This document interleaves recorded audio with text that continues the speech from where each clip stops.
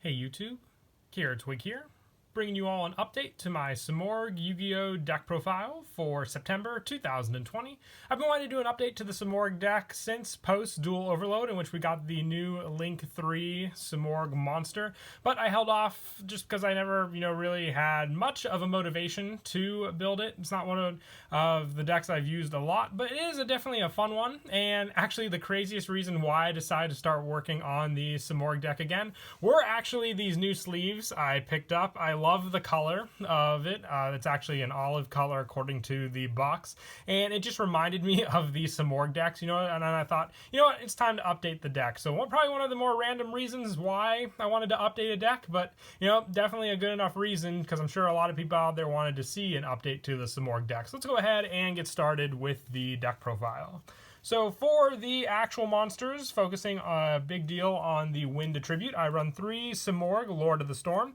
Your opponent cannot target this Tribute Summon card with spell or trap card effects or effects. You can only use each of the following effects of Simorgh, Lord of the Storm, once per turn. When a spell or trap card is activated, quick effect, you can tribute one Wind Beast type monster, then target one card your opponent controls, shuffle it into the deck. Or when a Wing Beast type monster you control is destroyed by battle, while this card is in your graveyard, you can add this card to your hand. So it's good recycle power. Once, let's say, this card is gone off the field, when a Wing Beast type monster you control is destroyed by battle, you can add it back to your hand and then tribute it out again next turn to use against your opponent. So a very vital card for all of these different play styles, and being one of your main boss monsters, having the big attack, just like our next card, it definitely makes for a scary card for your opponent to go up against. I also run 3 Simorgh of Darkness. While face up on the field, this card's also a Wind Attribute. You can only use each of the following effects of Simorgh of Darkness once per turn. If you tribute summon a Dark or Wind monster, you can special summon this card from your graveyard if it was there when that monster was tribute summoned, or hand, even if not. And then also, when a spell or trap card or effect is activated, a quick effect, you can tribute one Wing Beast type monster to negate the activation if you do destroy that card. So with that, you have great counters against spell or traps on your opponent's side of the field, while Simorgh, Lord of the Storm, deals with more of the consistency for some of your power plays. You can rely on Simorgh of Darkness for that same premise, but still a better way to deal with some of the other cards your opponent may activate, and just an easy way to summon this card out into the field as well for that play, being an easy special summon while you rely on Simorgh, Lord of the Storm, for the tribute summon. I'm also running 1 Simorgh, Bird of Divinity. It was one of the original cards we had for the deck. I just don't have a Dark Simorgh, which was the one that restricts your opponent's set cards. So if you have one of those, definitely a powerful card with them not being able to activate any of their set cards. So that can be the card you place in turn of Simorgh, Bird of Divinity. They both work very, very well going for the play style in the deck, where Simorgh, Bird of Divinity burns your opponent down damage-wise, and then Dark Simorgh restricts their plays, which is basically what both of the level 8 versions of them do as well. But it just comes down to player preference, what you would prefer. I don't have Dark Simorgh, but it would definitely be what I would replace in this spot as a possible opportunity. But it comes down to just what you would prefer. Simorgh, Bird of Divinity, or Dark Simorgh for both of those play styles. For some of the lower level monsters that you run in the deck for more of the setup, I run 3 Simorgh, Bird of Bringing. While this card is normal summoned, you can add 1 Simorgh card from your deck to your hand, except for Simorgh, Bird of Beginning. I said beginning, bringing. And if this card is in your graveyard and your opponent controls no cards in their spell and trap card zone, you can special summon this card in defense position, but banish it when it leaves the field. Also, you cannot special summon monsters for the rest of this turn, except for Wing Beast type monsters, and you can only use each of the effects of Simorgh, Bird of Bringing once per turn. So more setup to give you monsters to tribute summon out for your Simorgh, Lord of the Storm, having this card be in the graveyard. Yes, it will be banished, but still an easy thing to rely on. That's why I'm also running 3 of this card for that easy setup to bring out your bigger monsters. I also run 3 Simorgh, Bird of Calamity. While this card is normal summon, you can, I gotta stop saying that, it's when this card is normal summon, because I'm thinking off of the fact that they're in the graveyard. But when this card is normal summon, you can send 1 Simorgh card from your deck to the graveyard, except for Simorgh, Bird of Calamity. If this card is in your graveyard and your opponent controls no cards in their spell and trap card zone, you can special summon summon this card in defense position, but banish it when it leaves the field. Also, you cannot special summon for the rest of the turn except for Wing Beast type monsters. So it's more set up for some of your other Simorgh monsters, being able to send it for the setup and then easily special summon them back as long as they don't have any spell or traps on their field, which can easily be taken care of with some of the other cards we run in the deck. But 3 of this just makes for a good first normal summon setup as well to get some of your other cards ready for the bigger tributes of your Simorgh monsters. And I also run 3 Simorgh Bird of Beginning. So this is the beginning I was thinking of. The level 1 monster, when it is normal summoned, you can activate the effect. During your main phase this turn, you can normal summon 1 Simorgh monster in addition to your normal summoner set. You can only gain this effect once per turn. And if this card is in your graveyard and your opponent controls no cards in their spell and trap card zone, you can special summon this card in defense position, but banish it when it leaves the field. And then also having the same restriction for your special summons for Wing Beast type monsters. But this additional normal summon will come in handy because you want that additional setup for all of your different Simorgh monsters. I don't run 1-for-1 in the deck because this card has to be normal summon for this effect to resolve. Special summoning it doesn't really do anything aside from bringing it out onto the field, so just relying on it for the normal summon and setup in the graveyard will be your main go-to play with this card. And I also run 2 Simorgh Bird of Protection.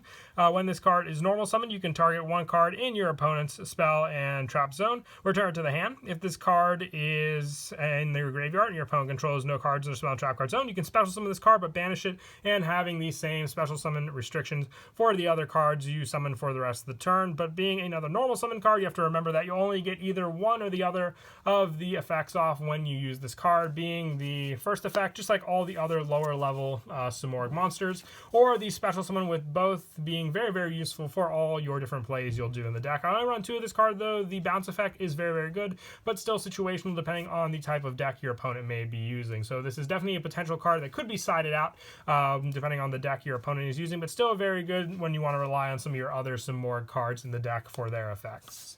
And lastly, to finish off the monsters, I'm only running the 3 Ash Blossom and Joy Spring for the hand trap spot in the deck, just as a good way to stop my opponent's plays and then having to be able to rely on my own plays during my turn when it comes around. And that is it for the monsters. We'll now move on to the spells. I run 3 Simorgh Onslaught. You discard 1 Wing Beast type monster to add 2 Simorgh monsters with different attributes from your deck to your hand. You can banish this card from your graveyard to reveal 1 Wing Beast type monster in your hand. If you do, reduce the level of that monster in your hand with the same name by 1 for the rest of this turn, even after it is summoned. You can only activate 1 Simorgh Onslaught per turn, but more graveyard setup as well, since you'll discard a Wing Beast type monster, searching out for more important powerhouses in the deck as well, but still being able to add more other cards that you can special summon back onto the field into the graveyard with this card. So it's a definite 3 of, and then the level reduction just helps for easier summons out onto the field as well. So you definitely want to run 3 of it. It's always good for that setup. You can only activate 1 per turn, but definitely worth it in the end, as long as you can open it up early on. And I also run 3 of the field spell, Elborz, the Sacred Land of Simorgh. All Wing Beast type monsters on the field gain 200 attack. It's 300 attack and defense. You can only use each of the following effects of Elborz, the Sacred Lands of Simorgh, once per turn. You can reveal 1 level 5 or higher Wing Beast type monster in your hand. This turn, you can normal summon 1 Wing Beast type monster for 1 less tribute, even if this card leaves the field. If you control a Wing Beast type monster, you can immediately after this effect resolves, normal summon 1 Wing Beast type monster. So the biggest problem we had was the fact that Simorgh of Darkness and Lord of the Storm both require the 2 tributes, which is easily handled by the field spell being able to just make them for 1 tribute, so you'll get that 1 special summon out onto the field. Even with the additional normal summon of your Simorgh Bird of Beginning, you'll have that additional normal summon ready after you just normal summon this card out onto the field. So I normally don't run 3 ofs for cards unless they're, incredibly beneficial for the search power, but being that this card makes it so you can go for your easier plays with this deck, you definitely want 3 of it so you can at least open it up, and we have other search options for it in the deck as well for some of our 1-of spell techs. And I also run 2 Simorgh Repulsion. With this one, discard 1 Winged Beast type monster, return all cards in your opponent's spell and trap card zone to the hand. You can banish this card from your graveyard to reveal 1 Winged Beast type monster in your hand, and if you do, reduce the levels of that monster in your hand with that name by 1 for the rest of this turn, even after they are summoned. You can only activate 1 Simorgh Repulsion per turn, but the bounce for the spell and trap cards works for the lower level Simorgh monsters also, so you have the requirements to special summon them back onto the field, even with your Simorgh Bird of Divinity, making it so that they have to bounce those cards back, making it so you have more spell and trap cards usually on the field with this card, and then them taking more burn damage, or even with Dark Simorgh not being able to have their setup for their set cards, since they won't be able to set cards on the field either. So Simorgh Repulsion helps for that by making sure that all your opponent's cards, while yours can remain on the field also. And I also, for the one-ofs, run one Foolish Burial. This is just great setup for your cards in your own graveyard for you to rely on for those special summons, and one Terraforming to get the very important Elbors into our hand for us to use also using that. I thought of using some other spell card search for the field spells, but I'm fine with the one Terraforming as long as we're running 3 of the Elbors in the deck as well. And I also run 3 Call by the Grave, just a good way to stop my opponent's hand traps, especially just for some of their my special summons, or sending to the graveyard for that setup. I want to make sure they don't Ash Blossom me or anything like that, or even Effect Veiler my monsters on the field. So this comes in handy for sure at 3. And that is it for the spells. We'll now move on to the traps. I run 1 Simorgh Sky Battle. It's a continuous trap. Wing Beast type monsters you control cannot be targeted by your opponent's card effects or their monster attacks, except for Wing Beast type monsters with the highest attack. You can send this card to the graveyard, this card, and 2 Simorgh monsters you control with different original attributes whose original levels are 7 or higher to return as many cards on the field to the hand as possible. And if you do take 500, you do take 500 damage for each card returned to the hand, then inflict damage to your opponent equal to the damage you took. You can only use this effect of Simorgh Sky Battle once per turn. So it's a one-of tech of mine that I've been trying out just for more of the burn damage plays you can do against your opponent. So very, very useful there for sure, as long as you have the life points. But we're not really paying life for anything else in this deck. So like I said, it's just a one-of tech that I like. If you want to keep the Simorgh Divinity in the deck, this can also be a potential slot for you to put in Dark Simorgh into the deck for a spot. And I also run 3 Harpy's Featherstorm, just another trap preference of mine. If you control a Wind Wing Beast type monster until the end of this turn, negate any monster effects your opponent activates. If you control a Harpy monster, it doesn't really apply much for the rest of the effect, but still great being able to have the Wind Wing Beast type and then stop any of your opponent's monster effects from activating. So I definitely like it as a 3-of in the deck. And lastly, I run 2 Anti-Spell Fragrance with the Dark Simorgh play. It definitely does come in handy. Both players must set spell or traps before activating them, and since your opponent won't be able to do that with this card, you basically have them trapped in a play that they won't be able to play around against, and you can usually activate this once you have your field spell and your field set up the way you want to also. And that is it for the traps. We'll now move on to the extra deck since we're finished with the main deck. I run 2 Simorgh Bird of Sovereignty. Sorry about that. You need 2 or more monsters, including a Wind Wing Beast type monster.